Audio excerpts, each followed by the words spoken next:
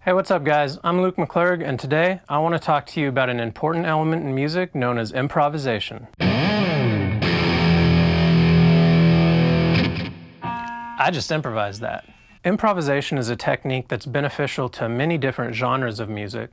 In particular, it's a staple of genres such as jazz and blues.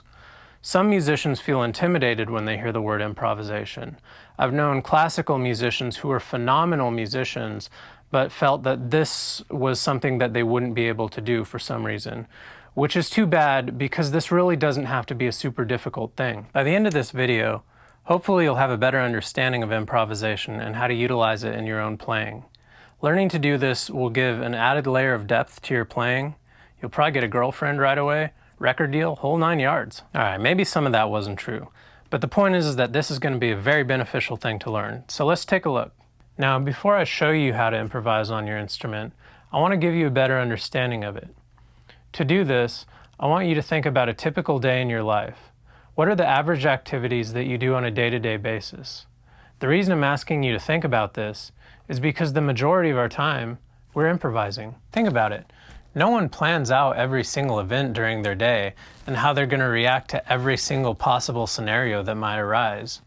If you get a phone call, when you answer the phone, that conversation is improvised. This is significant because it shows us that the origins of improvisation are not rooted in randomness.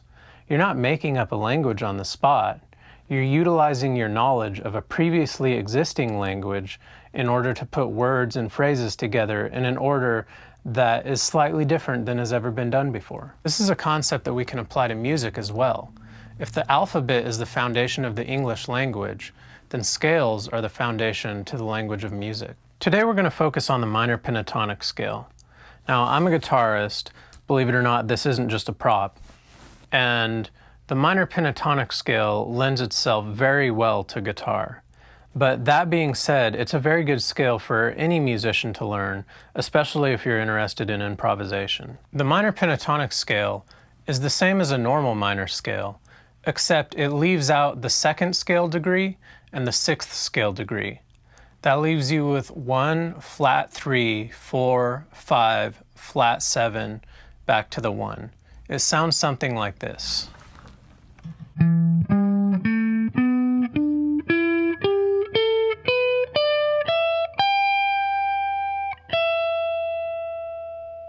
Now, I said that this was a good scale for the guitar, and if you noticed, when I played this across the neck of the guitar, every other note was in a straight line.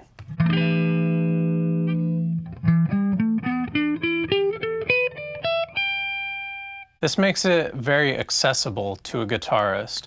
Furthermore, if you're in the key of E like we are right now, this is the octave of this. So if you go down to the open strings, that means that every other note will be an open string.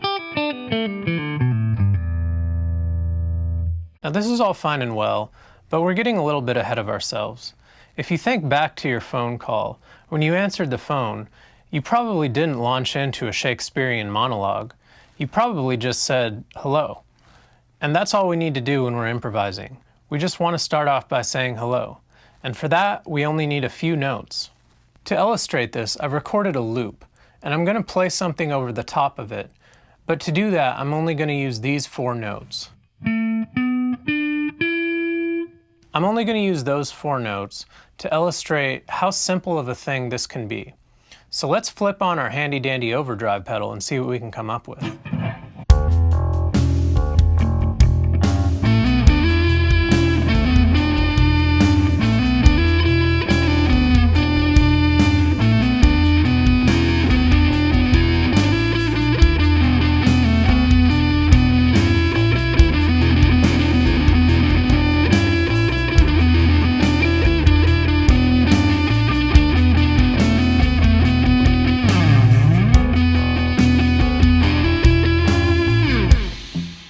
One thing that you might have noticed about that was the amount of repetition.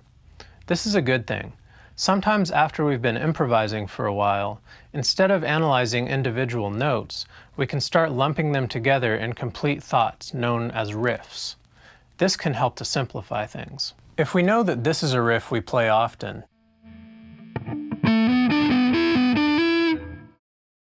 We no longer need to think of the individual notes associated with that riff.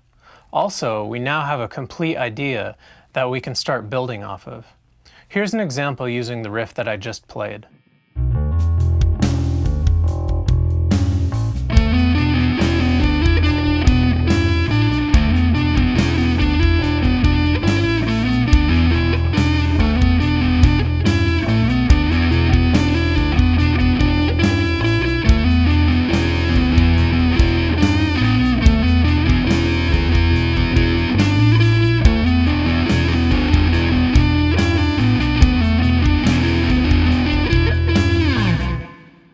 So you can see based on that example that I was able to take one simple idea and play around with it for quite some time, which is really what improvisation is all about, playing around with simple ideas. In conclusion, improvisation is nothing to be afraid of. In fact, it's something that you do every day. Remember, the best conversations often start off simple, and the real magic starts to happen when you let yourself have fun.